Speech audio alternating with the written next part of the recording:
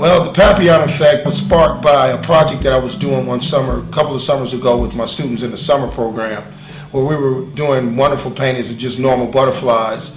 But as we observed closer, we started seeing images.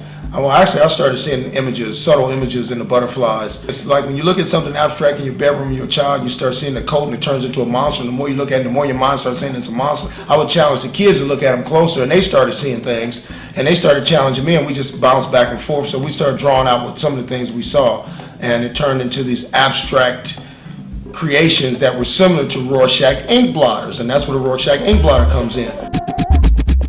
I think the important thing is to understand that, again, public art works, my whole mission has been about the community and community art and public art and bringing people together with my art.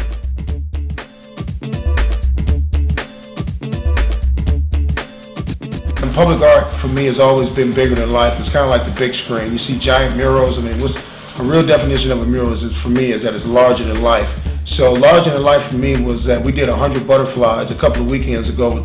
Because of weather conditions, we weren't able to get 100 up that day. But my goal was to get 100 up. So we do have 100 completed right now to this date. My goal is at approximately 1,000 by the end of the summer to saturate Detroit. Then I started thinking about Detroit was rated the highest on the misery index, and I thought that was pretty bizarre. And we're supposed to be the most depressed city and all these things. So I thought Detroit needed a psychological readjustment. I mean, when you look at a caterpillar, you would never imagine a caterpillar is going to turn into a butterfly. And when you look at Detroit, you never imagine Detroit is going to come up off of its knees. But I like to say we're going to pick the spirit of Detroit up and walk him down Woodward. You know, right now it's a great metaphor for me to see Detroit as a butterfly, as a papillon, to reemerge.